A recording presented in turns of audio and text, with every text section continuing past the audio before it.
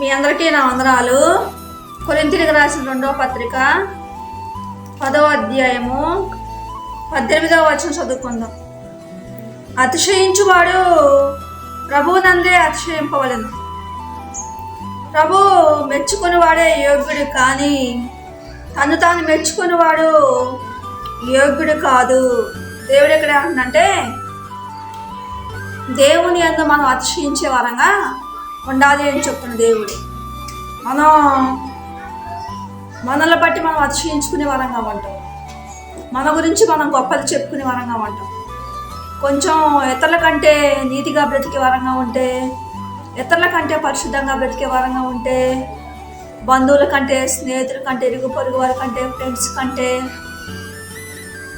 మన కుటుంబ సభ్యుల కంటే, మన అన్నదమ్ముల కంటే, అక్కచెల్లెల కంటే, కొడుకుల కంటే, కోడల కంటే, భర్త కంటే, భార్య కంటే,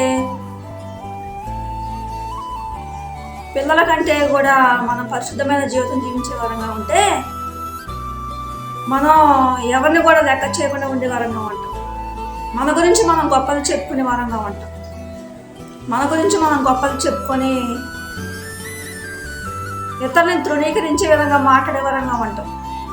మనం ఇతరుల కంటే పరిశుద్ధమైన జీవితం జీవించే వరంగా ఉంటే, మనల్ని మనం పొగుడుకునే వరంగా ఉంటాం. నేనే పరిశుద్ధమైన జీవితం జీవిస్తున్నా, ఇతరుల కంటే నేనే నీతిగా బ్రతుకుతున్నా అని మనల్ని మనం పొగుడుకునే వరంగా ఉంటాం.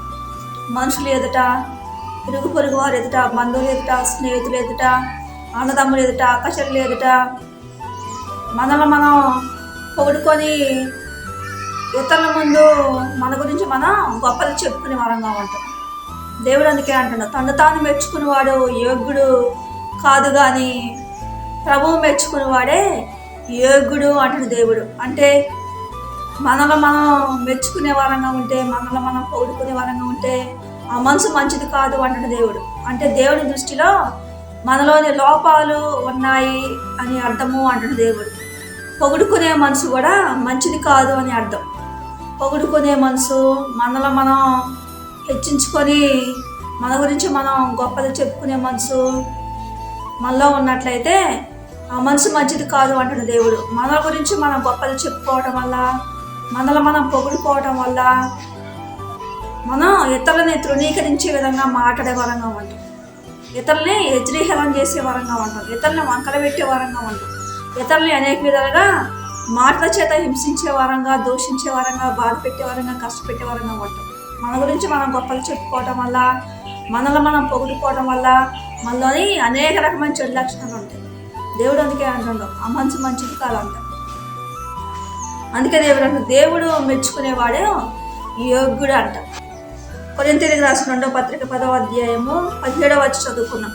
అతిశయించువాడు ప్రభువునందే అతిశయింపవలెను.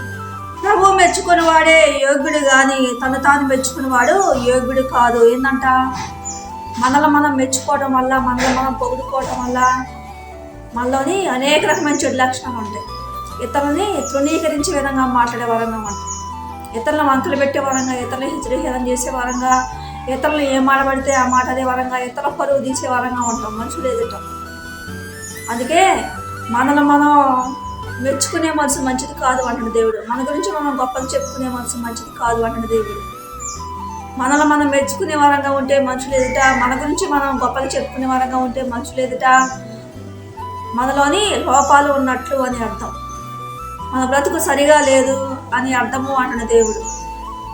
మనం కూడా ఆస్తి కలిగి ఉండే వరంగా ఉంటే, అన్నదమ్ముల కంటే, అక్కచెల్లెల కంటే, కొడుకుల కంటే, కోడల కంటే, బంధువుల కంటే, స్నేహితుల కంటే, ఇరుగు పొరుగు వారి కంటే, ఒకరికంటే మనం ఉన్నతమైన స్థితిలో ఉండే వరంగా ఉంటే, డబ్బు ఎక్కువగా సంపాదించే వరంగా ఉంటే, జాబుల విషయంలో కూడా ఒకరికంటే ఉన్నతమైన స్థితిలో ఉండే వరంగా ఉంటే, డబ్బులు ఎక్కువగా సంపాదించే వరంగా ఉంటే, ఒకరికంటే ఎక్కువగా ప్లాట్లు పొలాలు కలిగి ఉండే వరంగా ఉంటే, కొద్దిగా పరిశుద్ధంగా బ్రతికే వరంగా ఉంటే మనం ఎవరిని కూడా లెక్క చేయం.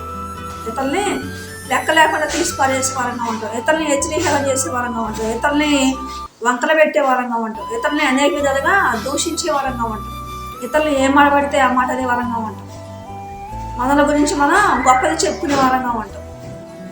ఇతరులని తృణీకరించే విధంగా మాట్లాడే వరంగా ఉంటాం. మనలో మనం పొగుడుకునే వారంగా ఉంటాం. దేవుడు అంటున్నా మనసు మంచిది కాదు అంటున్న దేవుడు. అలా ప్రవర్తించే వారంగా ఉంటే దేవునికి దూరం అయిపోయే వారంగా ఉంటాం. మన జీవితం అపవిత్రమైపోద్ది అంటున్న దేవుడు. అలా ప్రవర్తించే వారంగా ఉంటే మన జీవితం అపవిత్రమైపోద్ది అంటున్న దేవుడు. దేవుని దృష్టిలో మనం మంచివారం కాదు అని అర్థం. మన ప్రవర్తన మంచిగా లేదు అని అర్థం దేవుని దృష్టిలోని. దావీదు గారు గొర్రెలు కాసే కాపరి అయితే దేవుడు అతన్ని అంచెలంచెలుగా హెచ్చించేవాడిగా ఉంటాడు. ఒక రాజుగారిగా చేసేవాడిగా ఉంటాడు దేవుడు. గొర్రెలు కాసే దావీదు గారిని రాజుగా చేసేవాడిగా ఉంటాడు దేవుడు. రాజుగా చేసినప్పుడు దావీదు కుమారుడైన సొలొమోను గారికి అతను కూడా రాజుని చేస్తా అన్నప్పుడు దేవుడు దావీదు గారు దేవునికి ప్రార్థన చేసేవాడిగా ఉంటాడు. 1వ దినవృత్తాంత గ్రంథములు 17వ అధ్యాయము 16వ వచనం చదువుకున్నాం. రాజైన దావీదు వచ్చి యెహోవా సన్నిధిని కూర్చుండి ఇలాగ మనవి చేశాడు. దేవా యెహోవా, నీవు నన్ను ఇంతగా హెచ్చు స్థితిలోనికి తెచ్చుటకు నేను ఎంతటి వాడును? నా ఇల్లు ఏమాత్రపుది? ఏందంట, దావీదు గారు దేవుని ఎదుట ప్రార్థన చేస్తా ఉన్నంట. నేను ఎంతటి వాడిని ప్రవ్వా, నా కుటుంబం ఏ పాటిది ప్రవ్వా, నాలో ఉన్న లోపాలేందో, నా స్థితిగతులు ఏందో నీకు తెలియని దేవుడు ప్రవ్వా. దావీదు గారు దేవుని ఎదుట ప్రార్థన చేస్తూ ఉన్నాడు. ప్రవ్వా, నన్ను ఇంతగా ఆస్తి విషయంలో, ఐశ్వర్యం విషయంలో నన్ను అభివృద్ధి చేయటానికి నేను ఏ పాటి వాడిన ప్రవ్వా అని, నన్ను ఈ స్థితిలో ఉంచడానికి నేను ఏ పాటి వాడిన ప్రవ్వా, నేను ఎంతటి వాడిన ప్రవ్వా నీ దృష్టిలోని అని తగ్గించుకుంటా ఉన్నంట దేవుని ఎదుట. మనమైతే ఒక ఉన్నతమైన స్థితిలో ఉండేవారంగా ఉంటే, అందంగా ఉండేవారంగా ఉంటే, కొద్దిగా పరిశుద్ధంగా బ్రతికేవారంగా ఉంటే, కొద్దిగా నీతిగా బ్రతికేవారంగా ఉంటే, ఒకరికంటే ఉన్నతమైన స్థితిలో ఉండేవారంగా ఉంటే, ఆస్తి విషయంలో, ఐశ్వర్య విషయంలో ఇతరులను లెక్క లేకుండా తీసిపడేసే వారంగా ఉంటాం, వంకలు పెట్టే వారంగా ఉంటాం, ఎత్తుహేళన చేసే వారంగా ఉంటాం, మనల్ని మనం పొగుడుకునే వారంగా ఉంటాం. దావీదు గారు ఇక్కడ రాజుగారైనా కానీ దేవుని ఎదుట తగ్గించుకొని ప్రార్థన చేస్తూ ఉన్నాం.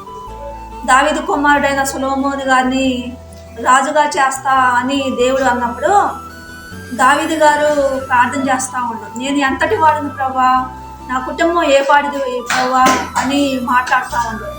అతడు రాజు స్థితిలో ఉన్నా కానీ, ఆస్తి విషయంలో, ఐశ్వర్య విషయంలో ఉన్నతమైన స్థితిలో ఉన్నా కానీ, డబ్బు ఉన్నా కానీ, ఐశ్వర్యం ఉన్నా కానీ, రాజు పదవిలో ఉన్నా కానీ, అతడు దేవుని ఎదుట నేను ఎంతటి వాడిని ప్రభా, నా కుటుంబం ఏ పాటిది ప్రభా ఈ స్థితిలో ఉంచటానికి అని తగ్గించుకొని దేవుని ఎదుట ప్రార్థన చేస్తూ ఉంటాం.